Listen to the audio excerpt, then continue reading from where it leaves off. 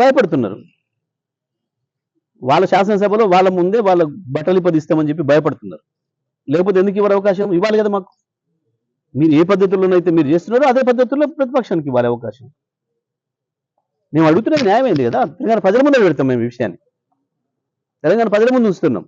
శాసనసభ నీకు ఒక తీరు నాకు ఒక తీరు కాదు కదా. నువ్వు ఏ పద్ధతిలో చూపిస్తే మేము ఆ పద్ధతిలో చూపిస్తాం. మేము కొత్తగా మేము ఇంకోటి తెచ్చి పెడతామని అంటలేము. మీరు పెట్టిన స్క్రీన్ అట్లే ఉండనియండి. మీరు పట్టుకున్న బెత్తమే మా చేతికి ఇవ్వండి, మేము చూపిస్తాం. దాని మీదనే చూపిస్తాం మేము.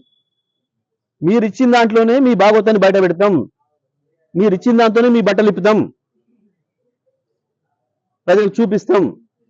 ఆనాడు 60 ఏళ్ల భాగవతం ఏందో, ఈ 2 ఏళ్లుగా మీరు చేస్తున్న ద్రోహం ఏందో అన్ని కూడా చెప్తాం ప్రజలకు. మేము అడుగుతున్నదల్లా అదే అవకాశం, సమాన అవకాశం మాకు రావాలని మేము అడుగుతాం. మాకు కూడా అదే అవకాశం ఇవ్వండి.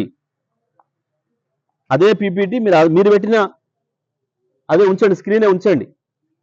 మీరు కూర్చున్న తర్వాత, మీరు అయిపోయిన తర్వాత మీ ముఖ్యమంత్రి మాట్లాడతారా, మీ ఇరిగేషన్ మంత్రి లేదా ఇంకేమైనా తెచ్చుకున్న ఇంకో మంత్రులు, మీ ఇద్దరికంటే ఇంకా తెలివైన మంత్రి మీ దాంట్లో ఎవరైనా ఉంటే మాట్లాడుకోండి, మాకు అభ్యంతరం లేదు. ఎంతసేపు చెప్తారో చెప్పుకోండి. ఆ తర్వాత మా పార్టీకి అవకాశం ఇవ్వండి. అదే పీపీటీలో మేము కూడా చెప్తాం. మీరు ఏదైతే చెప్పినరో ప్రజలకు మేము కూడా అదే పద్ధతిలో అదే శాసనసభ నుంచి చెప్పాలి. కాబట్టి మాకు కూడా అదే అవకాశం ఇవ్వండి అని చెప్పేసి మేము అడిగినాం. తప్పకుండా ఇస్తే వీళ్ళ బండారం బట్టబయలు చేస్తాం, బయట పెడతాం. ఇవ్వకపోతే ఇవ్వమంటే మా పద్ధతిలో మేము ఎట్లా చెప్పాలనో ప్రజలకి మాకు బాగా తెలుసు. తెలంగాణ ప్రజల్ని ఎట్లా జాగరూకం చేయాలనో, కాంగ్రెస్ చేస్తున్న దుర్మార్గాల్ని, రేవంత్ రెడ్డి ప్రభుత్వం చేస్తున్న దుర్మార్గాన్ని, ద్రోహాన్ని ప్రజలకు ఎట్లా ఎండగట్టాలని ఎండగడతాం. మేము అడుగుతున్నది ఒకటే. ఆ రోజు మీలాగా మేము తప్పించుకోవడం లేదు. మీరు పీపీటీ ఇవ్వద్దు అని చెప్పి మేము అభ్యంతరం చెప్పడం లేదు. ఇవ్వండి, మీరు మాకేం అభ్యంతరం లేదు.